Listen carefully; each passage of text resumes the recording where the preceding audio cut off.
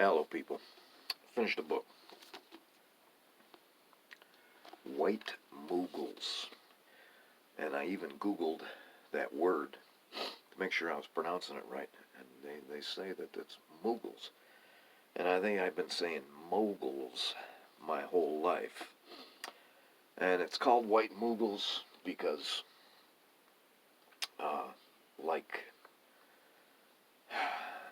the Muslims that had come to India 200-300 years before the English started, they kind of came in and took over, and kind of invaders. The Muslims were from Persia and those types of areas. It was a pretty good book. It took me a long time to read. It took me a full week to read this. It was 395 pages. This was published in 2002. The author's name is William Dalrymple. I don't know how to pronounce that, but it's a name that you run into over and over when you read about things that are English. There's even people in this book with the same last name, and I remember it from reading about Beaufort. Beaufort actually took his scale. There was a couple of people that had made wind scales, and Dalrymple was one of them. There is an 11-page introduction in this book, and like a lot of books, the introduction is Roman numerals, and then when you get to the book, then it starts being numbered regular numbers. I don't know why authors do that. I don't know my Roman numerals, so I have to sit there and count the pages if I want to give myself credit for reading those extra pages. I do not put that into the total. So it's 395 pages. This is about, well, it's about the Raj. It's about England being in India and how they took little pieces at a time. And this is early, it starts in the late 1700s, and it gives you a pretty good history of what's going on. It not only sticks to the story of this Kirkpatrick guy, but it also broadens the story and gives you other information about what's going on in India at that time, and a little bit about what's going on in England and France and Egypt. Towards the latter half of the book, the Napoleonic Wars are going on, and when this book starts out, when Kirkpatrick becomes the resident of Hyderabad, there are still French troops in India. France wanted India, and that's one of the reasons why Napoleon went into Egypt, because they wanted to block the land route.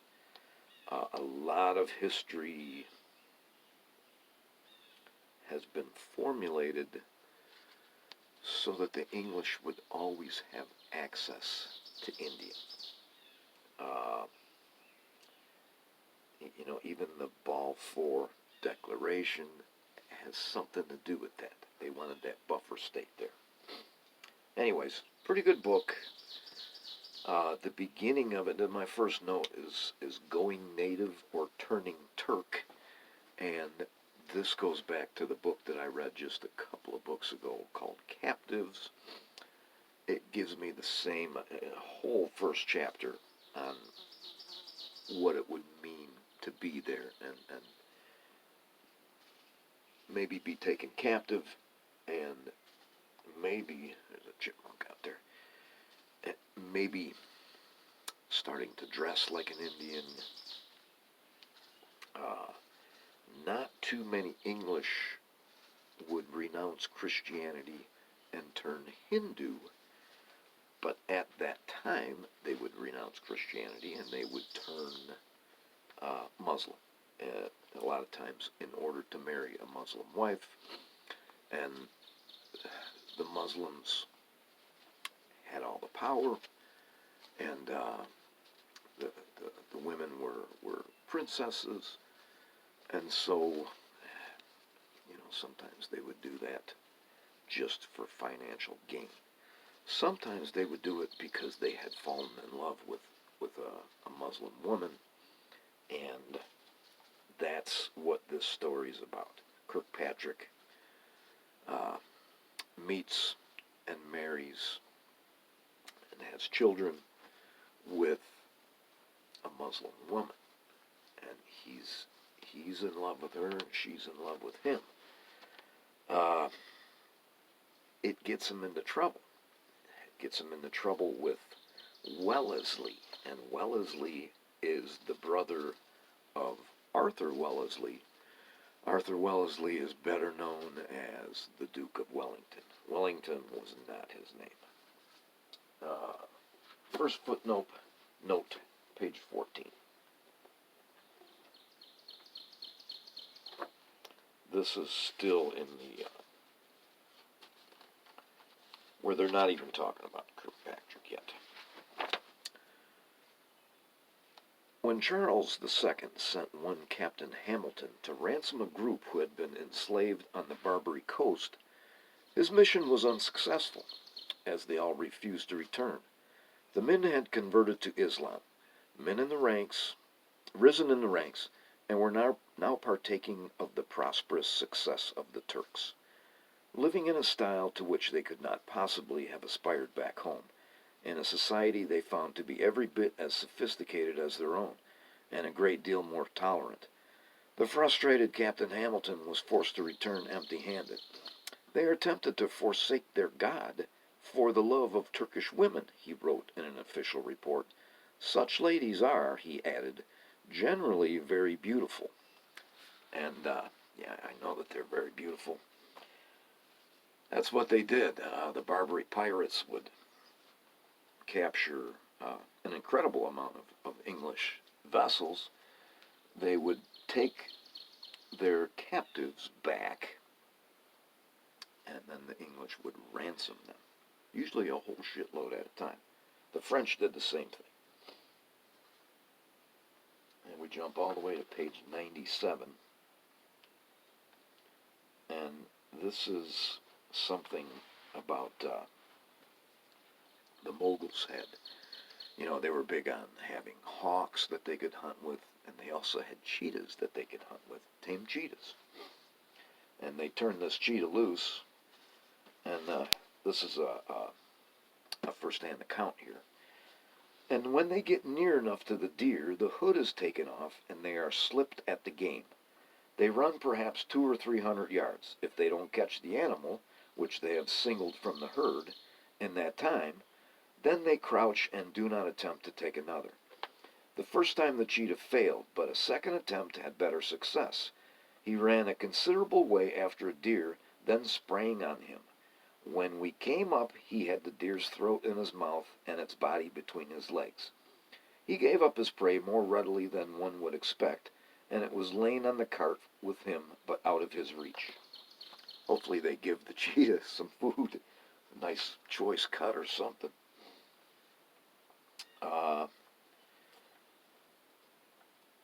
Tufat al-Alam is a book that I would love to get a hold of. It's written by a Persian. His name is Shustari. It's a little bit confusing because it sounded like the city he came from was also Shustari. But Shustari, in his book, complains about all the things in. He goes to India to be with some of his family and to try to become rich. But Shustari does a lot of complaining in this book, and there's a lot of excerpts taken out of the book in this book, and I would love to read it. It sounds humorous. Third paragraph, 182.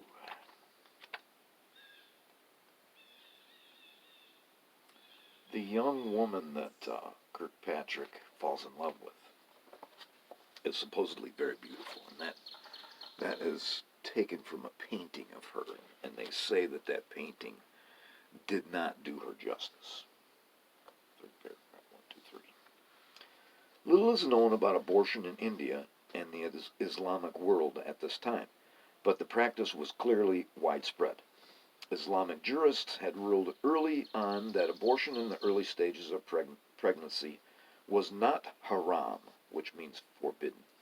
Indeed, they had laid down that it was permissible in exceptional medical circumstances connected with the health of the mother up to the 4th month, at which point the fetus was deemed to have become fully ensouled, and so a human being. Niccolao Manucci, who attended, I'm not even going to try to read this guy's name, Imperial Mughal harem in Delhi, asserts that abortions were common there, and medieval Islamic texts are full of unusual suggestions for herbs and medicines that either prevented conception or aborted any fetus that might accidentally be conceived. And it does go on to say in here that the women that made up the harems of the Mughals knew what to do so that they wouldn't get pregnant, or they could perform abortions on each other. There's a guy named Palmer who's older than Kirkpatrick. He is also a resident of another city. And Palmer and Kirkpatrick, they want to coexist with the Indians and with the Islamic Mughals. So they treat them with respect. They wear their clothing. Yeah, I give the chipmunk a banana every day, and he got it. Not a whole banana, just a little piece. He's got it already. They treat them with respect. They honor their traditions. They do not walk about with their heads held high. It's a different time. There's still wars going on, but the people that are in the English sphere, they do not revolt because Kirkpatrick and Palmer treat them well. Later on is when you get the big Sepoy rebellion, and this guy Wellesley, he is not of the same frame of mind. It's a different time when this book is written. This book runs from like 1770 to, I don't know, 1810, something like that. Palmer gets fired. Page 206. And just the way that he acknowledges Wellesley's thing, these people spoke differently. Nobody alive speaks like this anymore. This is Palmer replying to Wellesley, acknowledging that he has been fired. I am perfectly sensible, my lord, that the cares and fatigues of an arduous public station may require powers of mind and strength of constitution that it cannot be expected I still possess.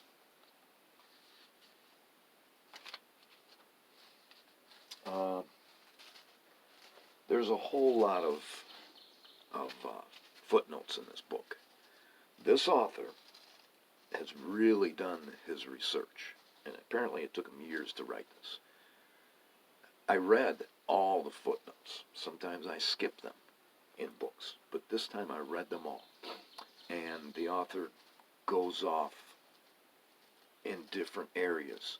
You know, he'll be talking about Kirkpatrick, and then you get 10 pages of something else, another branch of the history of the Raj, and I really enjoyed that. So this is on page 209,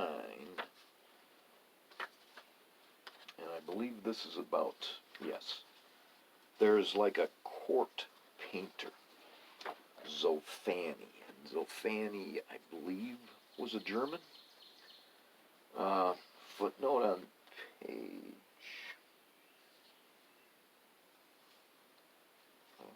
209. Yes. The Frankfurt-born Zoffany, and Zoffany lived from 1734 to 1810, lived in Lucknow for 2.5 years, staying much of the time with Claude Martin. On his way back to England, where he had settled in the 1750s, he was shipwrecked off the Andaman Islands. Lots having been drawn among the starving survivors, a young sailor was duly eaten.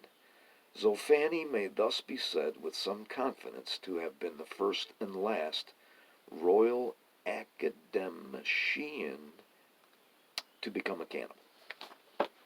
So, this guy is just a painter. He paints portraits of some of these people that are in the book. And the author takes the time to research Zoffany's whole life. And I really like that. Video's getting too long. Thanks for watching.